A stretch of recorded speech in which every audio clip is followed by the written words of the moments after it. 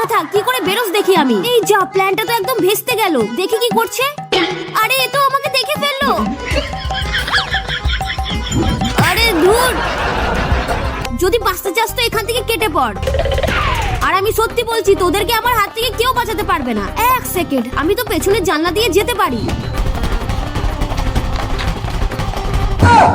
কি ভাবলি তোরা আমার কাছ থেকে জিতে যাবে? আমি করেছিটা কি দেখ, তোদের মজা দেখাচ্ছি। চলে আয় ভাই, মা বাইরে গেছে। এ ভাই কি করছিস? চুপ চুপ ভাই, ওইদিকে আছে, ওইদিকে কে আছে?